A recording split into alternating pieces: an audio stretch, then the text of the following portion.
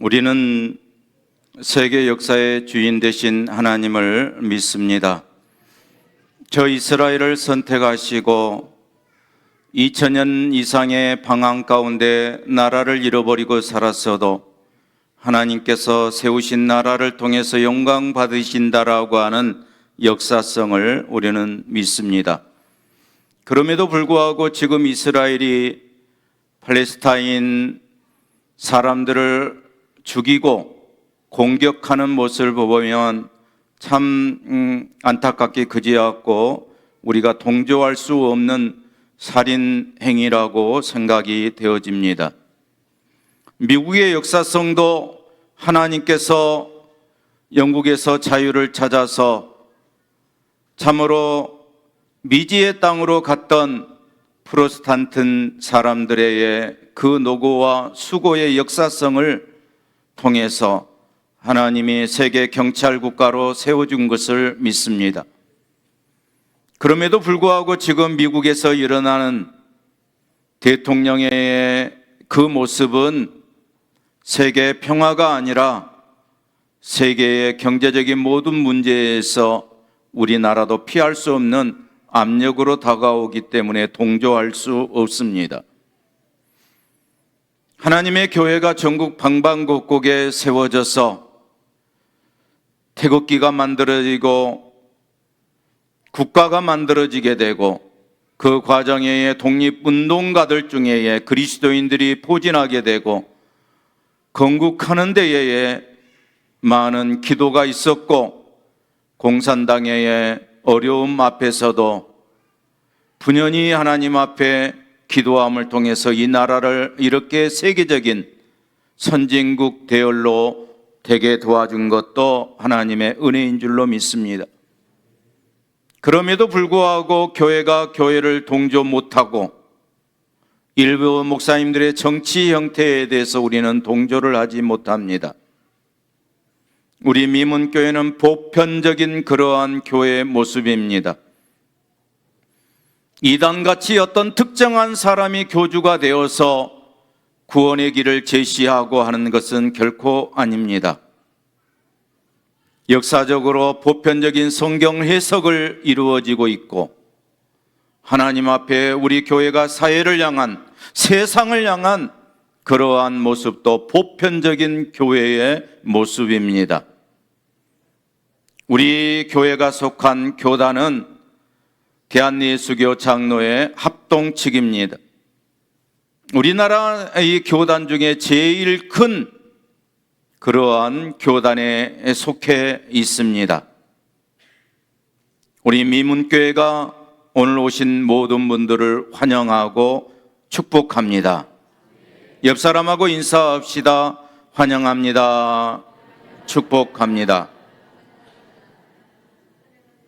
오늘 오심이 여러분의 인생의 귀중한 전환점이 될 수 있기를 소망합니다. 1859년에 의사의 아들로 태어난 프랜시스 톰슨이라고 하는 사람이 있습니다.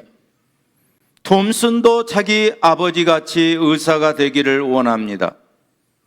그런데 늘 시험에 낙방하고 마는 것이었습니다. 그래서 너무너무 좌절하고 낙심한 가운데에 영국 런던의 도시로 그 발걸음을 향하게 되었습니다. 도시로 가서 마땅히 할 것이 없어요. 물론 취미로 하는 글쓰기를 그가 손을 놓지 아니하고 계속 글을 쓰는 사람이었습니다. 그러면서 영국에서 런던에서 성냥팔이 또한 신문팔이 이렇게 생활하면서 어렵게 생애를 이어갔습니다. 그런데 그만 이가 아편에 손을 대기 시작했고 마약 중독자가 되고 말았습니다. 도시의 불량자가 되고 말았습니다. 그러나 하나님의 콜링, 부르심의 그 인생이 되어서 하나님 앞에 돌아오게 됐습니다. 그래서 그가 잘하는 대로 글을 쓰기 시작했는데 시 한 편이 바로 천국의 사냥개라고 하는 시였습니다. 천국의 사냥꾼에서 하나님은 사냥개 모양으로 서두르지 아니하면서 흐트러뜨리지 아니하시면서 도망친 영혼을 찾고 계신다라고 하는 뜻으로 이 시를 만들었습니다. 나는 그분에게서 도망쳤네 밤과 낮의 비탈 아래로. 나는 그분에게서 도망쳤네 세월의 곡선 저 아래로. 나는 그분에게서 도망쳤네 내 마음의 미로 속으로. 그리고 눈물의 안개 속에 흘러가는 웃음 속에 그분을 피해 숨었네 라고 시를 한 편을 썼습니다. 사랑하는 성도 여러분, 저는 고향이 하순군 하순읍 개소리 19 59번지입니다. 저는 안 믿는 가정에서 제가 예수를 믿게 되고 이렇게 목사까지 되었습니다. 그래서 저의 인생을 아는 사람은 기적이다라고 표현하고 있습니다. 하나님께서 예수 전혀 안 믿는 가정에서 저를 부르시는 하나님의 뜻이 있어서 제가 교육생활 40년 이상을 해오면서 느끼는 것은 하나님이 부르심 속에는 한가할 수가 없다라고 하는 거예요. 여러분을 오늘 기회를 주시는 것입니다. 여러분의 가정에 부모가 먼저 씨앗을 뿌려줬든지 먼저 믿었든지 아니면 어떤 경로를 통해서 이 자리에 앉아 있는지 모르겠습니다. 수십 년 동안 어김없이 주일날이면 일요일이면 이렇게 예배당에 와서 예배를 드리는 믿음의 성도가 있는가 하면 이제는 뭔가 모르고 깨어 그냥 나오고 앉아있고 아무 관심도 없고 빨리 끝나기만 바라는 몇 년에 출입하는 그러한 사람도 있을 것입니다. 아니면 호기심 눈으로 저 사람은 어떤 목사일까? 어머니가 다니고 누가 알아서 이 교회 소개시켜서 오기는 왔는데 이 교회의 모습은 어떤 모습일까? 라고 생각할 사람이 있을 것입니다. 40년 넘게 생활하다 보니까 눈에 보이는 것이 있어요. 하나님이 부르심에는 꼭 그 사람을 어떤 경로를 통해서 부르신다라고 하는 사실입니다. 그래서 톰슨은 고백하기를 내가 나를 배반하기에 만물이 너를 배반하느니라 라고 하나님의 뜻을 전했습니다.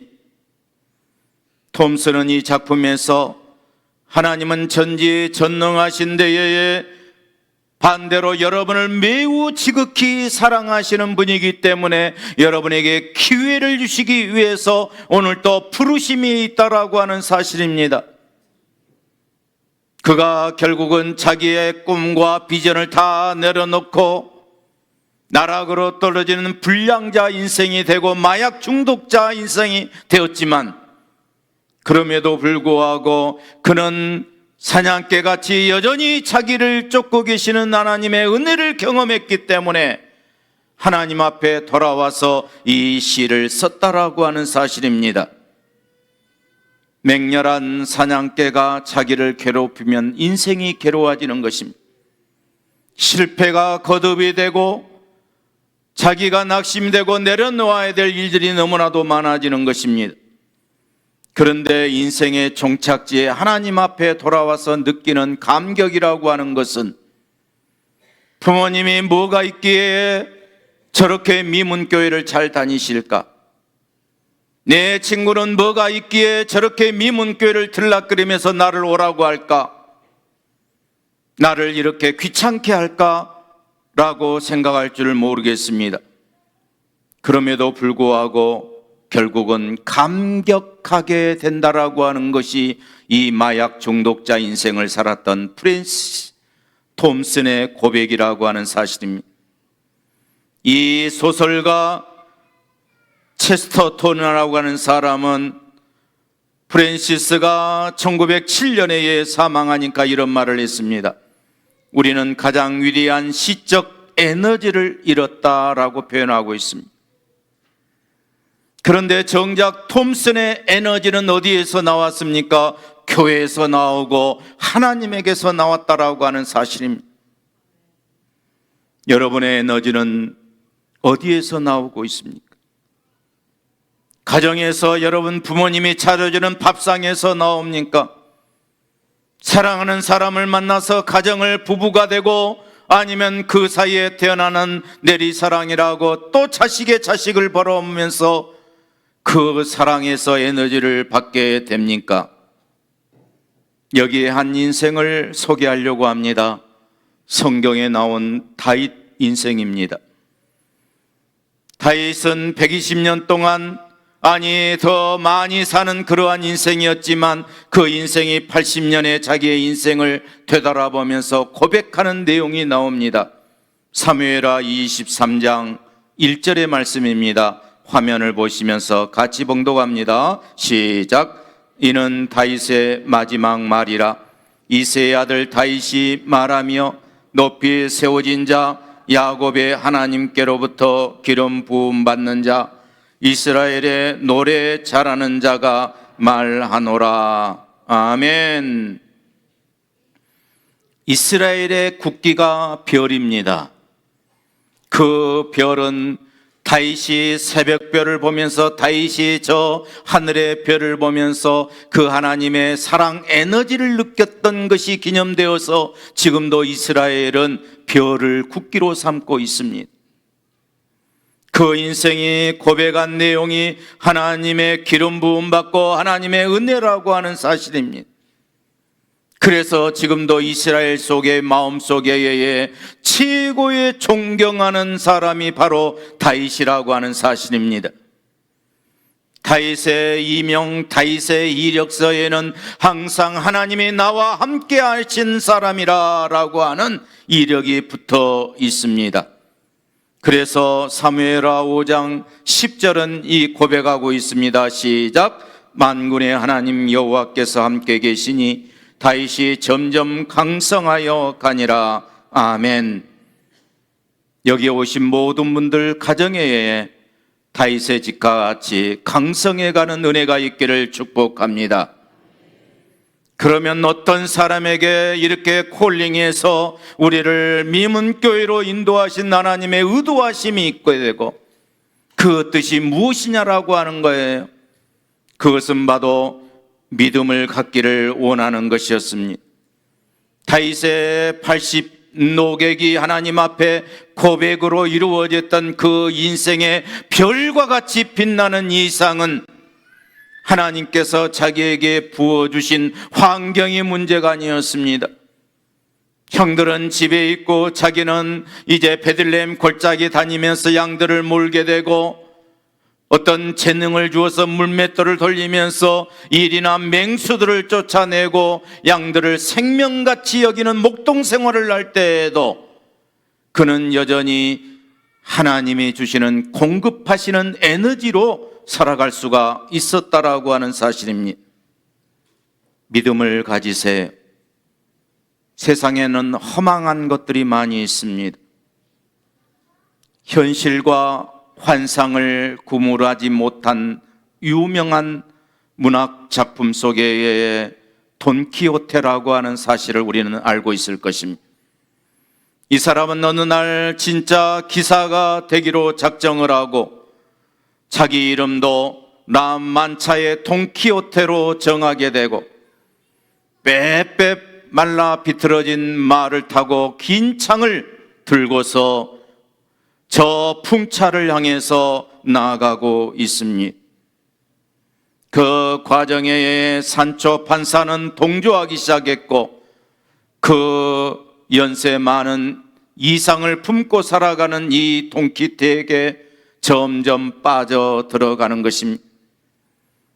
실상은 우리의 모습과 별반 다름이 없습니다.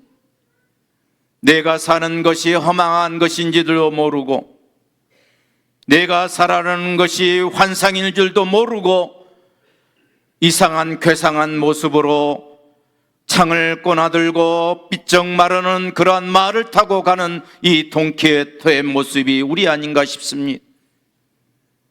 청소년 시절의 이 돈키호테의 작품은 우리에게 정체성을 세워주지 못합니다. 왜요?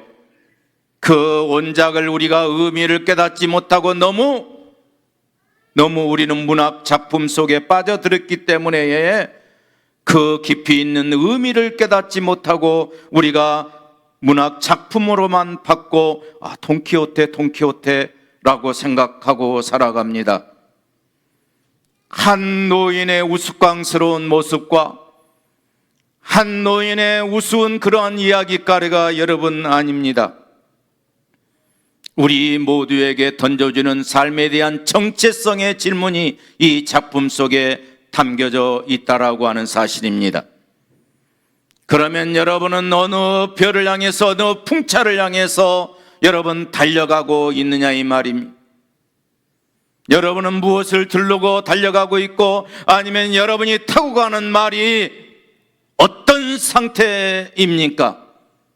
삐쩍 마르는 말 타고 가는 이 라만차의 돈키호테 모습입니까? 사실 이 글을 쓴 작가 세르반테스라고 하는 사람은 그 인생을 들여다보면 그 작품에 대한 의미가 더 다가올 줄 압니다. 몰락한 귀족 출신이었습니다.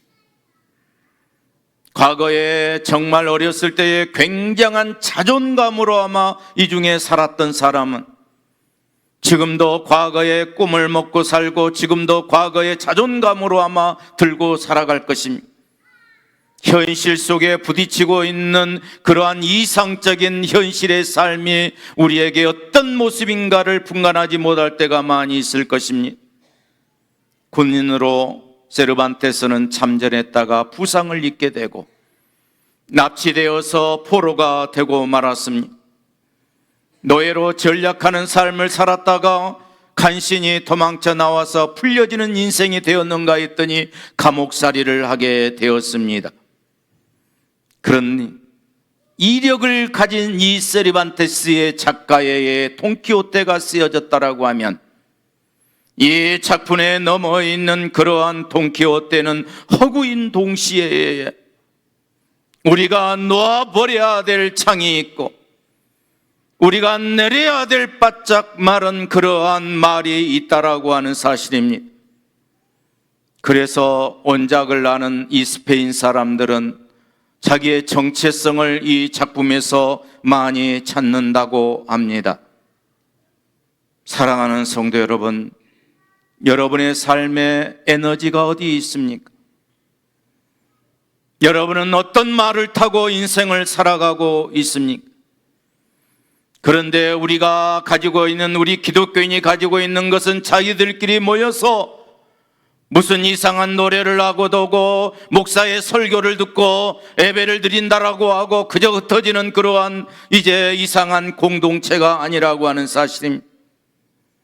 역사의 주인 되신 하나님을 믿고 없는 것을 있게 하시고 안 될 것 같은 일도 되게 하시는 그러한 믿음 생활을 가지고 사는 것입니다.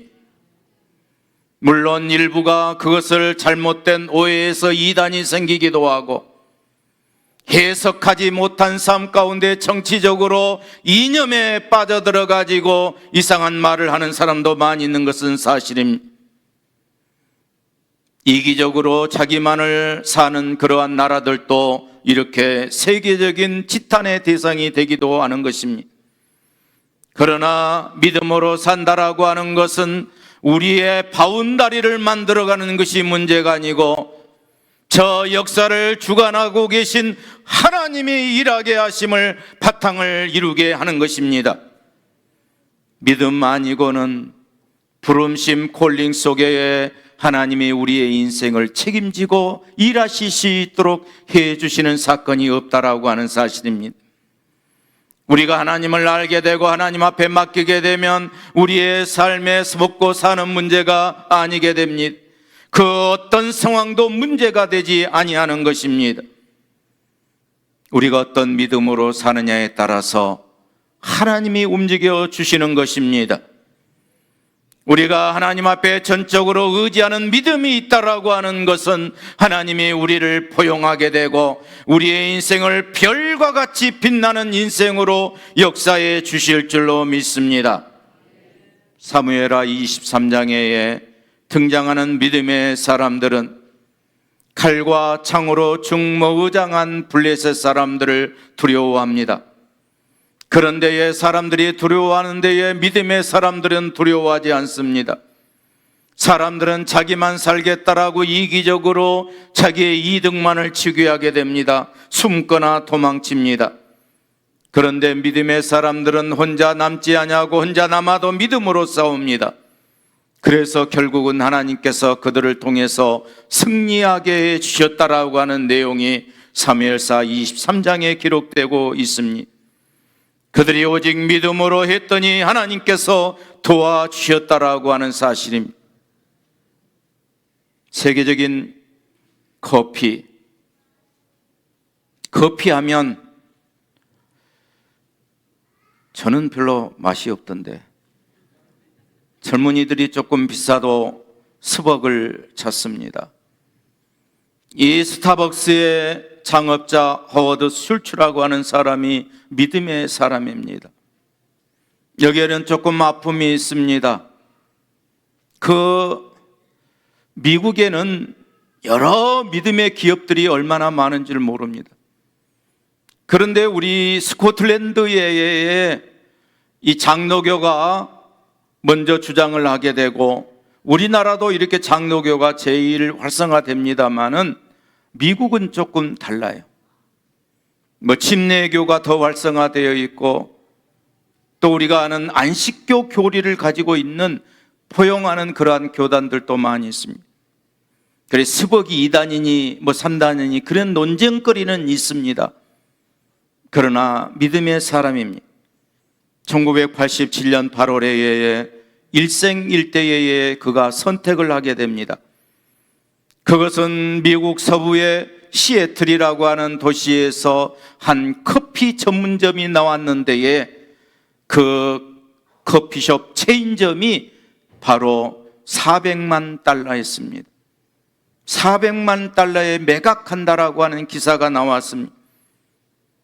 그 내용은 우리나라 지금 환율로 생각하면 약 54억 6천 정도 된다고 알려지고 있습니다. 그런데 이 슐츠라고 하는 이 창업자는 여기에 도전을 할 것인가 말 것인가 라고 하는 것입니다. 근데 기도하고 하나님께서 역사하신다라고 하는 확신을 가지고 그 커피 전문점을 인수를 하게 됩니다. 그리고 시작된 것이 이 스벅이었던 것이에요. 스타벅스라고 하는 거예요.